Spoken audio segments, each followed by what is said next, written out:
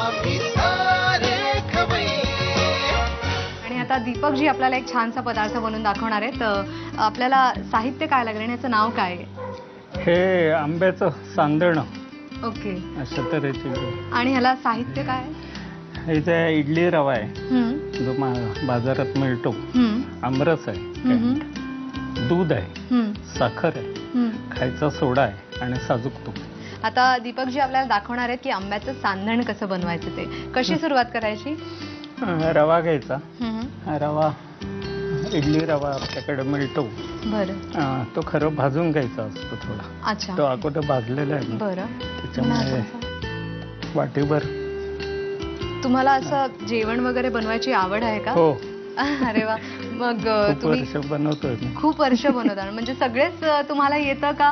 काही ठराविक पदार्थ मोजके? बरेचसे येतात. बरेचसे. अजून काय देऊ तुम्हाला? त्याच्यात आंब्याचा बरं. हे. आणि तुम्हाला तुमचा आवडणारा पदार्थ कोणता आहे? म्हणजे तुम्हाला जो बनवायला जास्त आवडतं किंवा खायला मी जास्त खूप आवडतं? वेगवेगळ्या प्रकार बनवतो. हेच बनवतो असं नाही. पण एखादा असा पण पदार्थ जो- पहिल्यापासून ती आहे सवय थोडस बनवायची. त्याच्या वेळ असेल तर बनवतो. अच्छा, आता हे सुद्धा खरं फणसाचं कर. बरोबर. हो, कोकणातला पदार्थ तुमचा सांगण. जेव्हा फोन आला वेगळं काही ते बनवायचं, मग मी हे माझ्या मनात आलं. अच्छा, फणसाच्या ऐवजी तुम्ही आंब्याचा. अरे वा. हो. दूध हे असं पूर्ण लागेल का नाही आपल्याला? नाही, पूर्ण नाही लागत. थोडं मोजतो मी. हो हो. साखर ना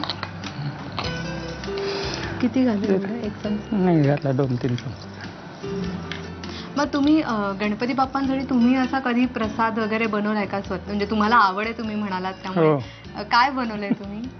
मोदक. मोदक का? मोदक मी खूप नाही बनवत. अच्छा, म्हणजे वळायला मदत करायचो बायकोला, हा. बनवतो. पण जेव्हा- जास्त करून मी तिखट पदार्थ अच्छा, जास्त जास्त बनवतो. तिखट. आता हे आपण हे कुकर मध्ये इडल्या लावतो तसं लावायचं. अच्छा, मग तयारी. त्याच्या इडल्या होतील म्हणजे मग आणि सांगत तयार. त्याला सांगण तयार झालं. मग नारळाचं दूध हे वापरतो आम्ही. त्या नारळाच्या दुधाबरोबर नारळाचं सांगण दूध खायचं. आणि मग इडली पात्रात लावून देऊया आपण हे. हो. इडली नॉर्मल आपण बनवतो तसंच तसं. हे साच्यामध्ये ते घालून आपण घालून त्याला पात्रात ठेवायचं आणि तेवढ्या झाकण वेळानंतर मग शिजून तयार खायला. शिजून खायला तयार होईल. कडेला बरं. दूध लागेल. हा, आम्हाला आणखीन जाणून घ्यायला आवडेल की टिळकांच्या स्वतःच्या काही आवडीनिवडी काय होत्या खाण्याच्या बाबतीच्या? त्यांना काय आवडायचं, काय नाही आवडायचं?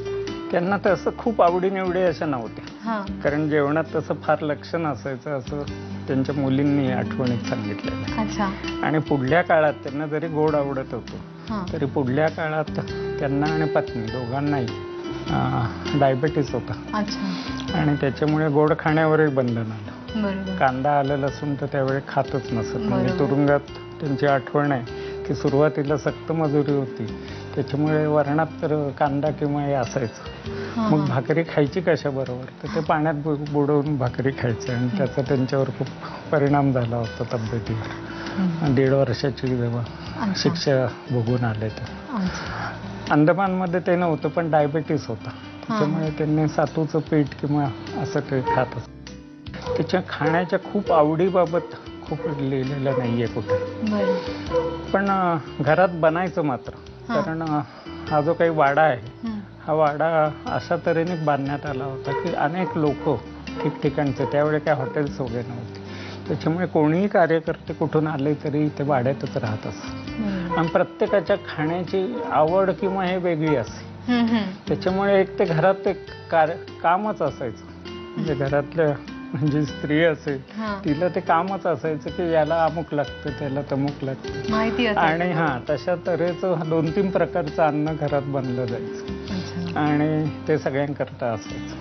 कारण सगळे खापरडे असू देत किंवा जे जे कोण बाहेरून यायचे, ती सगळे विदर्भाकडची मंडळी असू दे, UP किंवा इकडची बंगालकडची मंडळी असू दे, ती सगळी या वाड्यात राहील. बरोबर. आणि त्यांचं वेगळं हे जेवण असं. जसं विंचुरकर वाड्यात दुसऱ्या ठिकाणी विवेकानंद आले, त्यांचा जेवणाचा भाग वेगळा होता.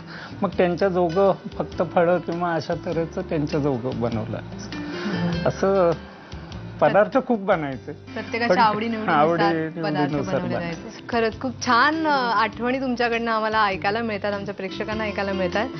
पण आपल्याला आपला कार्यक्रमही पुढे न्यायचा आहे. हे आय थिंक बनत आलं असेल हो. आता.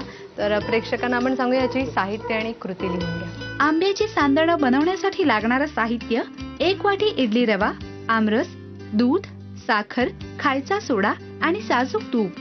कृती: प्रथम एका बाउलमध्ये 1 वाटी भाजलेला इडली रवा घेऊन त्यामध्ये आमरस, दूध, साखर आणि चिमूटभर खायचा सोडा घालून मिश्रण एकजीव करून घ्यावं. इडली पात्रामध्ये हे मिश्रण घालून सांदणं वाफवून घ्यावीत. साजूक तुपाबरोबर सांदणं सर्व्ह करावीत. आम्ही